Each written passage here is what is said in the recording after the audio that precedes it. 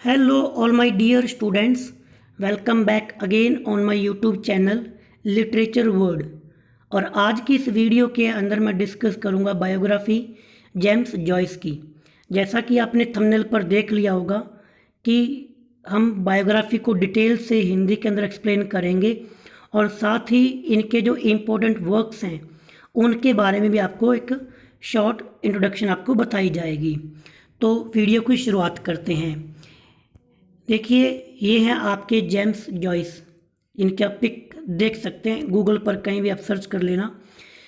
किसी भी अब आप किसी राइटर की पोइट की बायोग्राफी देखने जा रहे हो तो उसकी इमेज आपके माइंड में होनी चाहिए। अब इनकी बायोग्राफी देखने से पहले इनकी कुछ फेमस कोटेशंस हैं, जैसा कि आप यहाँ पर देख पा रहे हैं। Mistakes are the portals of discovery, James Joyce. जी हाँ, बिल्कुल। इस लाइन का मतलब है कि गलतियाँ खोज के दरवाजे होती हैं, यानी कि अगर आप कोई गलती करते हैं तो शायद कुछ न्यू डिस्कवरी आप करेंगे। इसको आप एज ए थॉट के रूप में कहीं पे याद बोल सकते हैं या याद रख सकते हैं। एक और इनकी फेमस कोटेशन है, जैसे कि यहाँ पर आप देख पा रहे हो, your mind will give back to you exactly what you put into it. कि आपका दिमाग वही चीज़ें आपको वापस लौटाएगा जो आप इसमें रखोगे। यानी कि जैसे आप थिंकिंग थॉट्स आप अपने माइंड को देंगे, वैसा ही आपको उसका बैक रिव्यू या फिर फीडबैक मिलेगी। इसलिए बी पॉजिटिव, थिंक पॉजिटिव और नॉलेजेबल बनिए, नॉलेज दीजिए माइंड को, ताकि आपको उसका बैक फीडबैक वैसा ही मिल सके। तो ये तो थी कुछ फेमस कोटेशंस। अब आप में से कुछ लोग ये सोचेंगे कि भाई थंबनेल पे तो ये लिखा था कि इसकी बायोग्राफी पढ़ेंगे और यहाँ पर आप बता रहे हो इनके फेमस कोटेशंस और इनकी फ़ोटो दिखा रहे हो। देखिए, ये मेरा आइडिया है कि अगर आप किसी बंदे को पढ़ने जा रहे हो, उसकी बायोग्राफी देखने जा रहे हो, तो उसकी एक तो उसकी जो फ़ोटो है उसकी पिक आपके माइंड में होनी चाहिए। दूसरा, अगर दो चार उसकी कोटेशंस याद रख लोगे तो आपकी एक कहीं पे आप रिप्रेजेंट कर रहे हो, उसके बारे में बता रहे हो, तो एक आपका बेस्ट इंप्रेशन पड़ता है सामने सुनने वाले पर। ठीक है, खैर आप तब तक की वीडियो को स्किप भी कर सकते हो, डायरेक्टली आप यहाँ पे आके देख सकते हो। अब मैं लाइन टू लाइन इनकी बायोग्राफी आपको बताऊँगा। तो ठीक है भाई, पढ़ते हैं। He was an Irish novelist, यानी कि वो एक आयरिश नॉवेलिस्ट थे। इसका मतलब कि वो आयरलैंड के रहने वाले थे और इसने पहले नॉवेलिस्ट लिखा है। इसका मतलब कि वो फेमस हुए थे ज़्यादातर अपने नॉवेल्स के लिए। शॉर्ट स्टोरी राइटर, यानी कि फिर उनकी जो फेमस जो वर्क रहेंगे वो रहेंगी short stories. Poet, teacher and literary critic, तो इन्होंने कुछ पोइट्री भी लिखी है, टीचर भी ये रहे हैं और लिटरेरी क्रिटिक भी ये रहे हैं। Second line, he is the most influential and important writer of 20th century. इनका जन्म जब आप देखेंगे तो अपने आप ही पता चल जाएगा कि ये 20th सेंचुरी में ये पैदा हुए थे। तो ये 20वीं शताब्दी के इंग्लिश लिटरेचर में काफ़ी इम्पोर्टेंट राइटर माने जाते हैं। कंप्लीट नेम इनका था भाई जेम्स ऑगस्टीन एलोइस जॉयस। ये इनका पूरा नाम था, अगर गलत प्रोनाउंस किया गया तो इसके लिए सॉरी। ओके, इनका जन्म हुआ था भाई 2 फेब 1882 डबलिन आयरलैंड के अंदर। जैसा कि मैंने पहली लाइन में पढ़ा था कि ये आयरिश नॉवेलिस्ट हैं, तो आयरलैंड के अंदर एक पर्टिकुलर जगह पड़ती है डबलिन। डबलिन में इनका जन्म 2 फरवरी 1882 को हुआ था। He was baptised according to the Catholic church on 5 Feb 1882। इस लाइन का मतलब है कि इनका जो नामकरण किया गया वो किया गया था 5 फरवरी को। डेथ इनकी हुई थी 13 जनवरी 1941 ज्यूरिख, स्विट्ज़रलैंड। तो जन्म तो हुआ आयरलैंड के अंदर और डेथ हुई स्विट्ज़रलैंड के अंदर।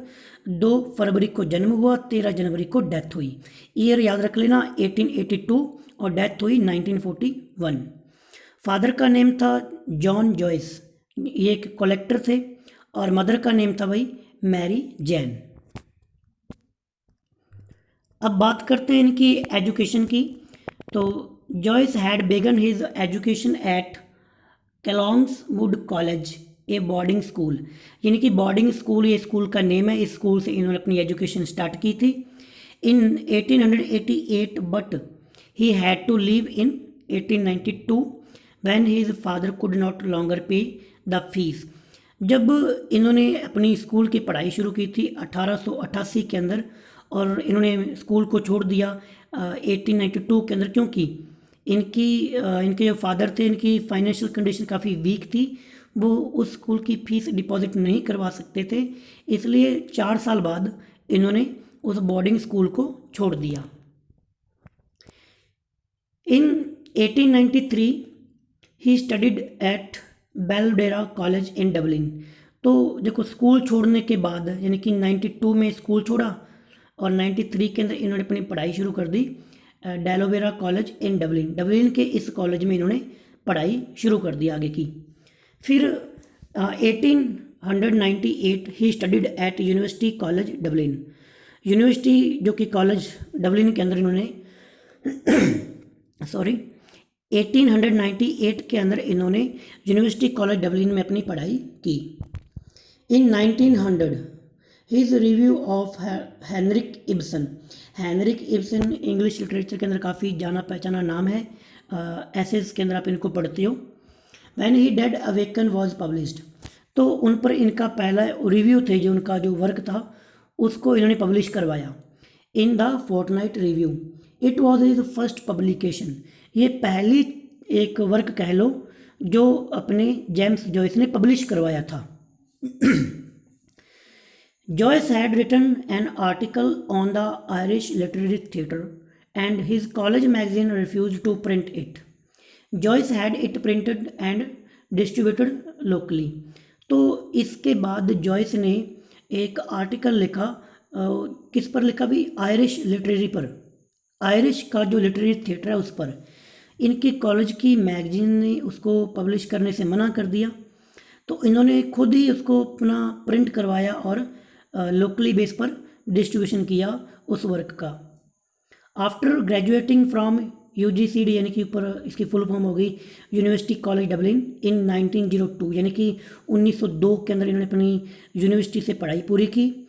जॉयसी लेफ्ट फॉर पेरिस, तो वो पेरिस चले गए टू स्टडी मेडिसिन, अपनी मेडिसिन की पढ़ाई करने के लिए। But he soon abandoned this, और जल्दी उन्होंने उसको भी छोड़ दिया और अपनी पढ़ाई को, मेडिसिन की पढ़ाई को छोड़कर जॉयस रिटर्न टू आयरलैंड वापस आ गए। After the death of his mother he continued to drink heavenly. जब जॉयस के मदर की डेथ हो गई तो उसके बाद उन्होंने बहुत ही ज़्यादा शराब पीना शुरू कर दिया। जॉयस एंड नोरा इनकी लवर थी, इनकी गर्लफ्रेंड कह दो, moving to Zurich in Switzerland. जब जॉयस और इनकी जो बिलव्ड थी जिनका नेम नूरा था, ये ज्यूरिक में आ गए स्विट्ज़रलैंड में, where he taught English at Berlitz language school.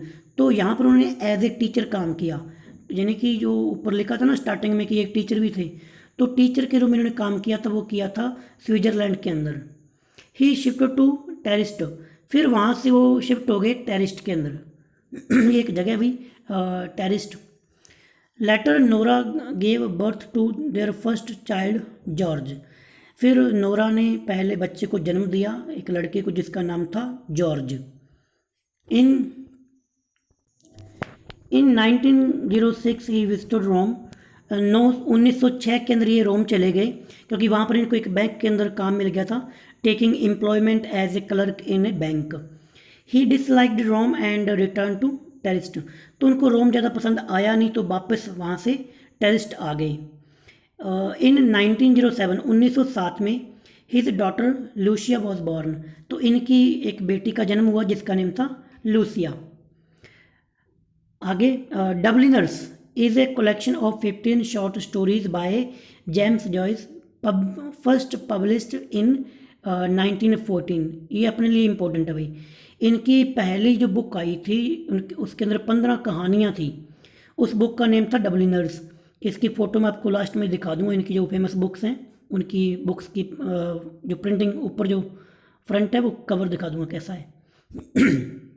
ये इनकी बुक आई थी 1914 के अंदर, और इसमें याद रखना 15 यानी कि 15 शॉर्ट स्टोरीज थी, जिसके अंदर हम जो अपनी नेक्स्ट वीडियो में बनाऊंगा वो रहेगी एवेलिन पर, जो कि +2 RBSC और NCERT बुक्स का +2 के अंदर सेकंड स्टोरी है।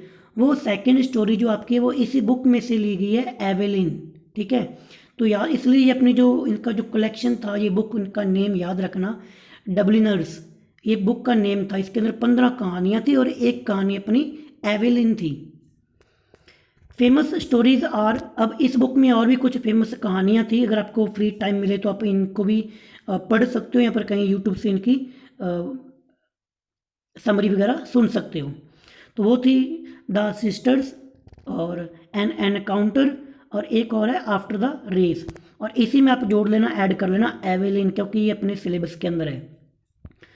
फिर इन 1916 की 1916 के अंदर ही wrote novel A portrait of the artist as a young Man. ये इनका बहुत ही फेमस नॉवल है। एक ये नॉवल है, एक और आएगा यूलिसेस। ये दो तो नॉवल इनके फेमस है, और ये कहानियों वाली बुक, ये तीन चीज़ें तो आपको एज ए रिमेंबर होनी चाहिए मेरे हिसाब से नॉर्मली। ठीक है, कि भाई जेम्स जॉयसी की एक कहानियों की बुक याद रख लेना, डबलिनर्स, और दो इनके नॉवल। एक नॉवल तो ये पढ़ा जो कि 1916 के अंदर आया, उस नॉवल का name A portrait of the artist as a young Man. Despite early interest in theatre, Joyce published his one play Exiles, published in 1918। इसके बाद में थिएटर में थोड़ा सा इंटरेस्ट बढ़ने के बाद इन्होंने अपना एक नाटक लिखा, और नाटक का नेम था एग्जाइल्स, जिसको पब्लिश करवाया गया 1918 के अंदर। देखिए, हम जो भी बायोग्राफी पढ़ रहे हैं वो ईयर के अकॉर्डिंग पढ़ रहे हैं, कि स्टार्टिंग में जेम्स जॉयसी क्या थे, कैसे साल बाय साल, ईयर बाय ईयर उनके साथ क्या कुछ हुआ।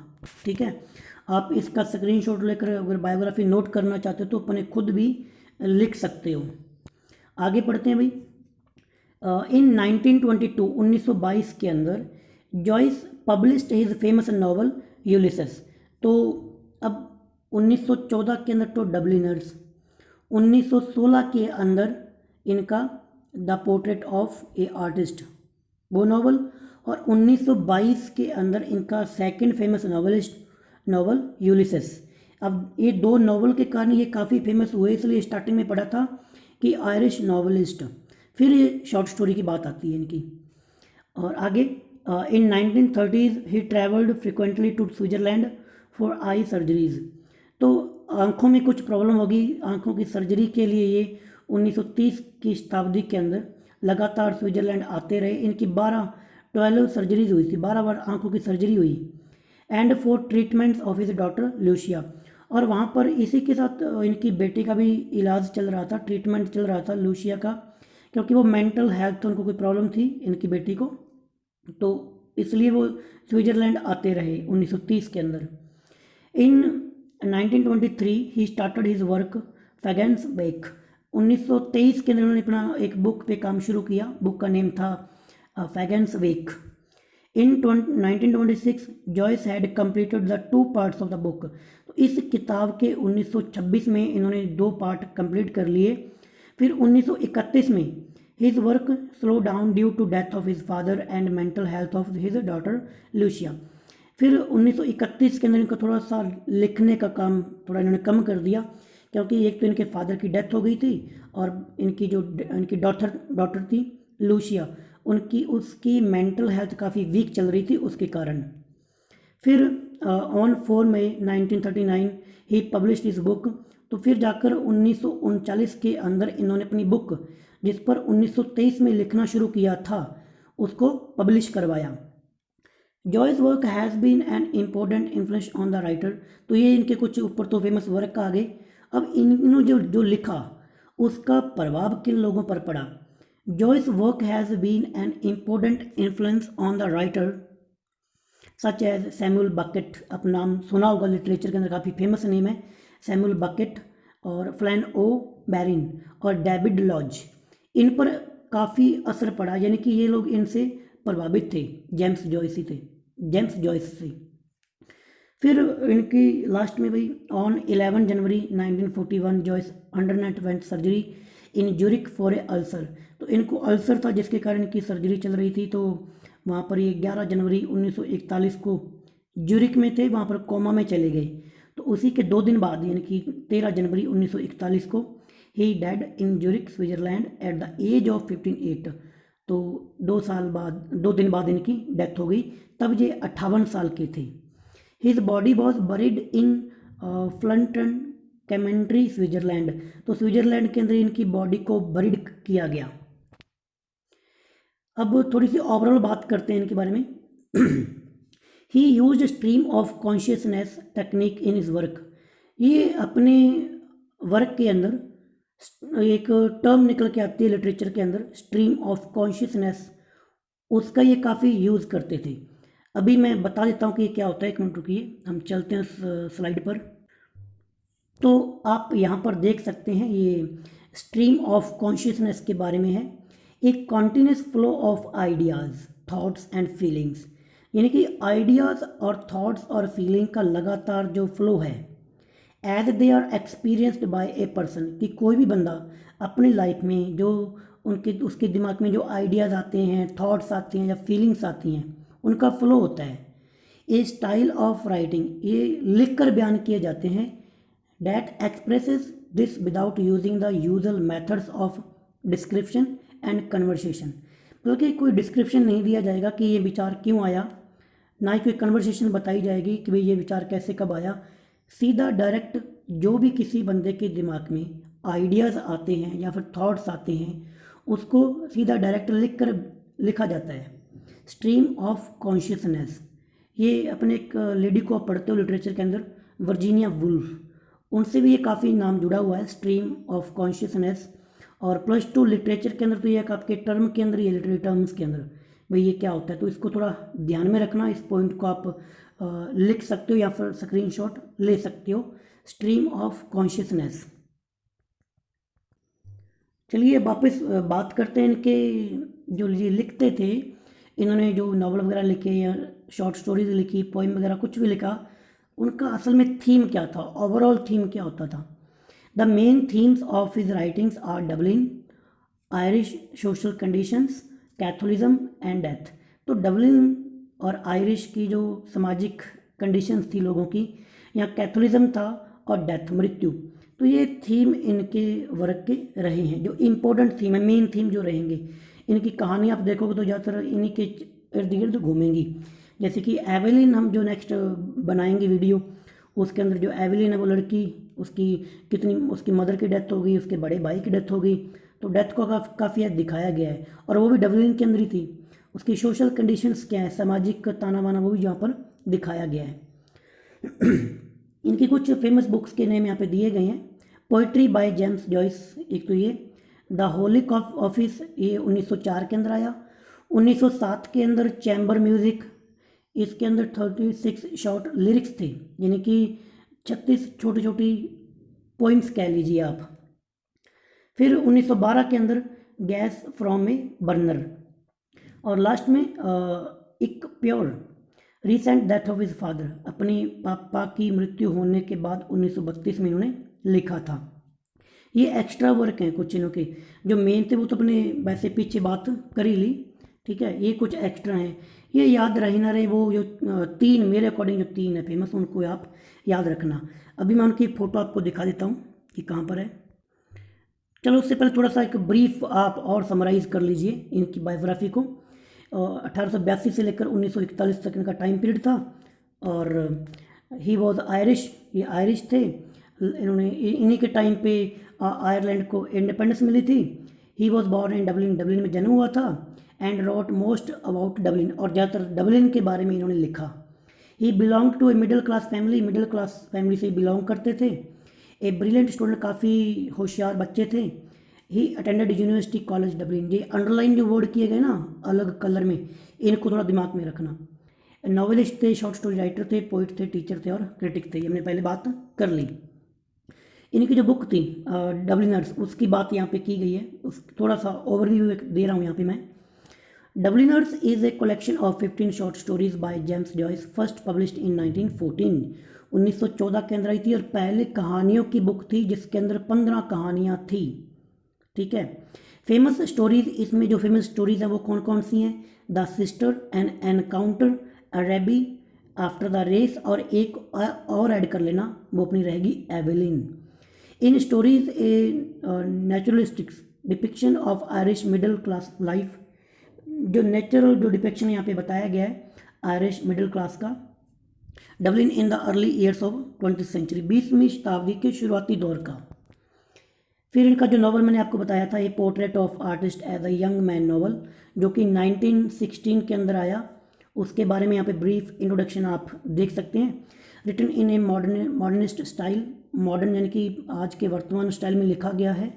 It traces the religious and intellectual awakening of young Stephen, Stephen नाम का एक उसके अंदर मेन करेक्टर है, उसके रिलीजियस और इंटेलेक्चुअल जो अवेकिंग्स है उसके बारे में बताया गया है। 63 चैप्टर इसके अंदर, इस नावल में 63 चैप्टर हैं। ये एक ऑटोबायोग्राफिकल नावल है, यानी कि कहीं ना कहीं थोड़ी सी जेम्स जॉयस की लाइफ से रिलेट करके लिखा गया है इसको। इसका जो थीम्स हैं वो हैं एपिफेनी और Irish independence, modern literature movement यहाँ पे दिखाया गया है।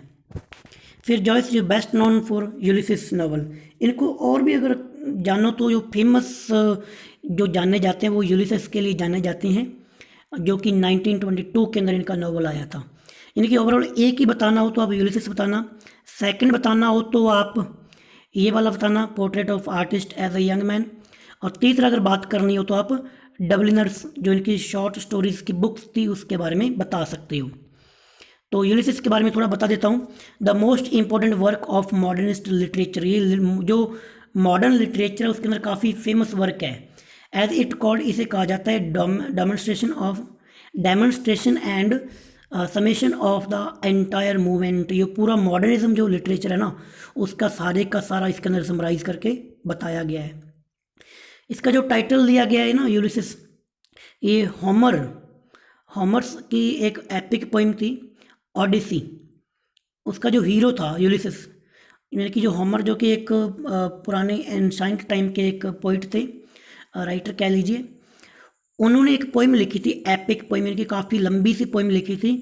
उस पोइम का नेम था ओडिसी, द ओडिसी का जो मेन हीरो था वो था यूलिसिस। वो भी क्या करता है, वो अपनी पूरी एपिक के अंदर जगह जगह पर घूमता रहता है। उसी प्रकार हमारे जो नावल का, इस नावल में जो मेन कैरेक्टर है ना वो भी हर जगह घूमता रहता है। Most famously stream of consciousness, इसके अंदर आपको ज़्यादातर वो टर्म देखने को मिलेगी, स्ट्रीम ऑफ कॉन्शियसनेस। तो अब मैं आपको ले चलता हूँ जो पिक्स हैं इनकी बुक्स की। तो आप यहाँ पर देख सकते हैं, ये है आपकी डबलिनर्स जेम्स जॉयसी। तो अगर आपको परचेज करना हो तो भाई कहीं मार्केट में जाकर कहीं बुक शॉप से ये मंगवा सकते हो। इसी के अंदर आपकी वो 15 कहानियाँ हैं, एवेलिन्स इसी के अंदर ही है। फिर आपका ये नावल जिसका मैंने बात की थी, a portrait of the artist as a young man, James Joyce, ये इनकी जो सेकंड जो सबसे मोस्ट फेमस जो इनका नावल था यूलिसिस, ये यूलिसिस सभी। तो ठीक है स्टूडेंट्स, आई थिंक इतना काफ़ी है। अगर आपको वीडियो अच्छी लगी हो, आपको लगे कि जो वे ऑफ टेलिंग है बायोग्राफी वो अच्छा लगा आपको, तो वीडियो को आप लाइक कर सकते हो, शेयर कर सकते हो, चैनल को सब्सक्राइब कर सकते हो, क्योंकि अपने पढ़ाने का तरीका भी ऐसा ही है, सिंपल लैंग्वेज के अंदर पढ़ाता हूँ। थोड़ी बहुत प्रॉब्लम्स आती हैं क्योंकि बिगिनिंग है। आप अपने जो भी आपके सुझाव हैं वो आप कमेंट बॉक्स के अंदर दे सकते हैं। ठीक है, अच्छा लगे तो शेयर कीजिए, अच्छा लगे तो सब्सक्राइब कीजिए। अब मिलेंगे नेक्स्ट वीडियो जो कि आएगी आपकी एवेलिन, पूरी जो शॉर्ट स्टोरी है उसकी समरी हो लेकर आऊँगा, उसके इम्पोर्टेंट जो क्वेश्चन आंसर हैं वो उसके अंदर बताऊँगा। Thank you, bye bye.